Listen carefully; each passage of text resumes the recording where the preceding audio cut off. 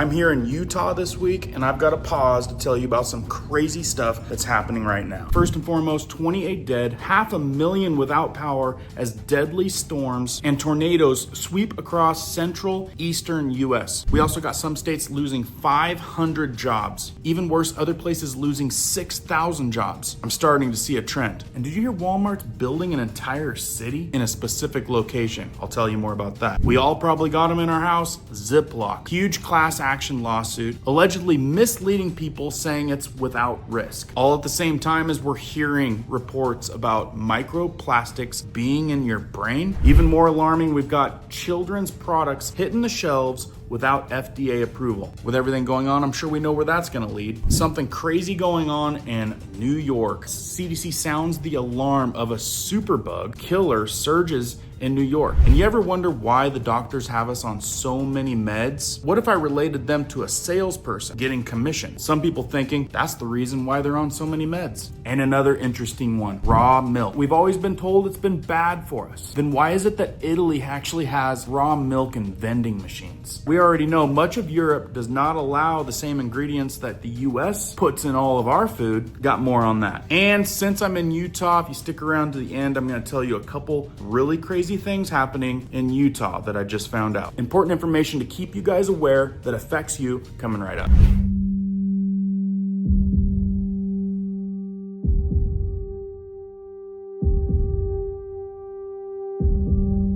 Hey guys, my name is Cohen here at Riverside Homestead, and if you're brand new here, welcome. And if you guys are into prepping tips, emergency preparedness, and most important, news and awareness that affects you, be sure to start this video off with a like, hit that notification bell so you guys can stay up to date, and let's begin. All right, folks, all over the US this last week. Was in New York for a bit, and now business has got me in Utah for a few days. But I got a lot of people sending me some crazy stuff that I need to share with you today. So let's scratch the surface and get you guys caught up if you don't already know. First thing, which is a huge thing, they're saying that 28 people did not make it, and over 500,000 people without power as a deadly storm, tornadoes sweep across central and eastern US. And before we get going too far, make sure you guys hit the thumbs up. Let me know if it even works, because with some of the stuff I share with you, I don't think they want me sharing it with you. I've got someone that wrote in, hey, I just noticed something. I was watching the olive oil video, the one I just did the other day. Really good information if you missed it. And she says, I have a queue of videos. I went to click the like button, would not work. I tried another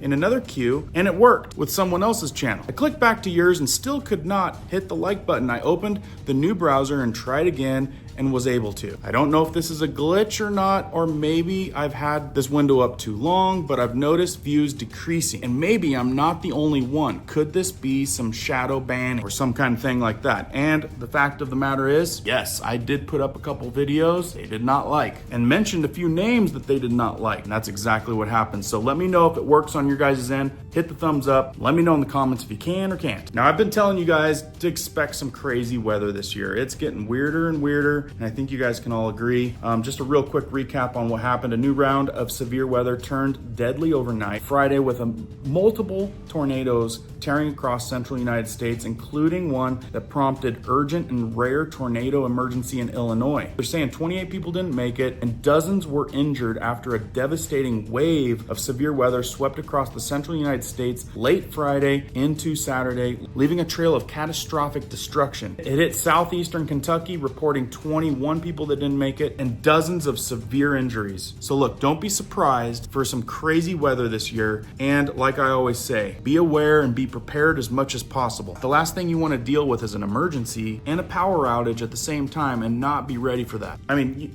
you guys are working hard for your money out there, and you need to know what's about to hit the fan in regards of people losing their jobs. I've got a report right here, Georgia Pacific to permanently close South GA Mill, eliminating 500 plus jobs. So if you guys are in Georgia, keep your eyes peeled. They're saying employees at the Cedar Springs Container Board Mill were told Wednesday, May 14th, that operations at the mill will permanently close later this year. And that's not all. We've got a giant losing 3% of their workforce. Microsoft is cutting around 6,000 jobs, which is around 3% of its global workforce, as part of a broad restructuring aimed to adapting to fast-changing market. The layoffs, which began this week, affect all levels of departments globally and particularly focus on trimming management layers. Nearly 2,000 of the affected roles are tied to Microsoft's Redmond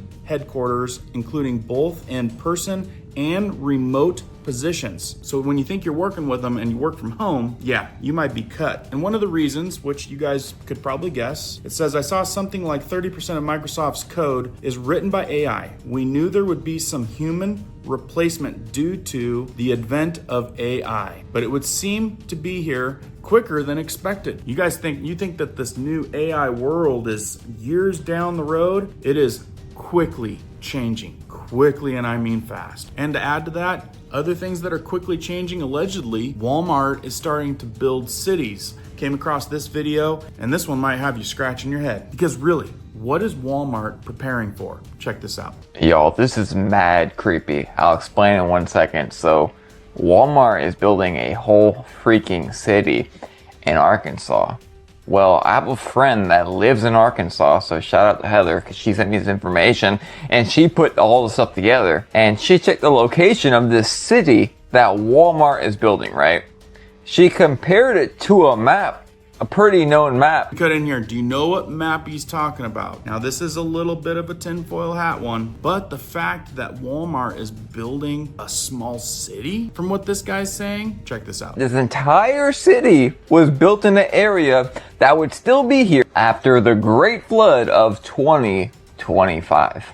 If you look right here, more than half of Arkansas is completely wiped off the map. That's a little thing from Forbes, and I've seen this map before. Let me know in the comments if you guys have seen this map, if you guys think it's far-fetched. I mean, they're saying 2025. I highly doubt it, but you never know because things are getting weirder and weirder, faster and faster. And you mean to tell me that Walmart, of all corporations, don't you know about the Walmart theory?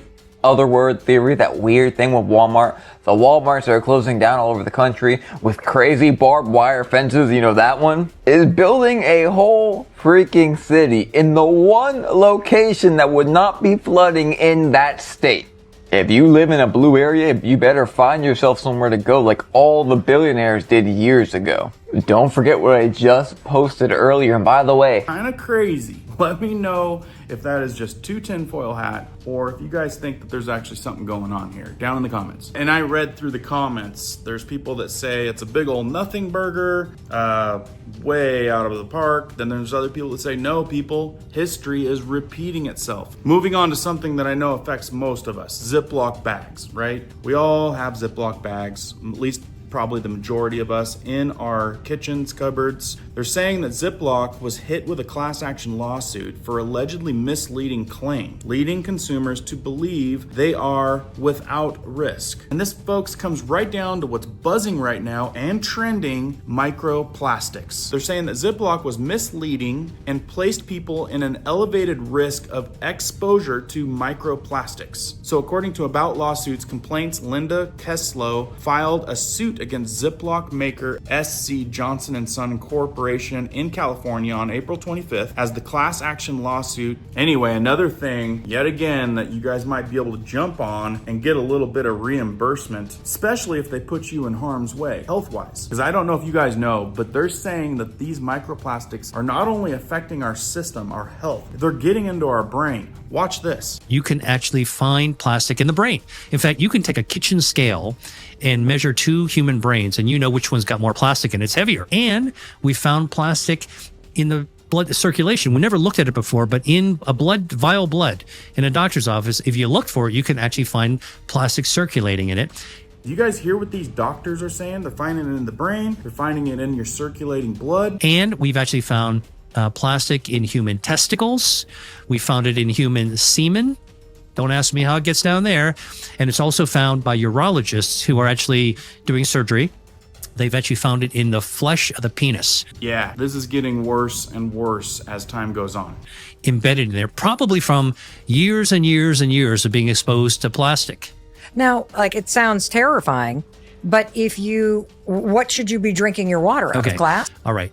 Water, if you want water, drink, put it in a glass container. Okay. Not a plastic container. And for those of you who are bringing your water bottles to the gym, get a metal one or get one that's lined with glass on the inside. So what is he saying to do? He's saying to drink out of glass. Use purified water if you don't have a good source of water. I wouldn't trust anything that comes out of the tap unless you test it. If you go to the gym, get rid of everything plastic. It sounds like the exposure to this has been damaging from the get-go, and it's just coming out. Saying use glass containers, use metal containers, use plastic containers that are lined with glass. You guys get the drift. Everywhere around me, I'm seeing people more and more aware and awake on this topic, and they are getting rid of nearly everything plastic, which is crazy. It's crazy that people were misled for so long if this is actually a big deal, as all these doctors and researchers and scientists are saying the reality and the impact of this actually being in our system and causing problems. I've told you guys time and time again that things are not getting any better. They're getting worse and faster. FDA moves to remove children's products from shelves. Says they never gave the approval to even put them on there. Yet again, lots of people probably purchased them. In this case, the US and Food and Drug Administration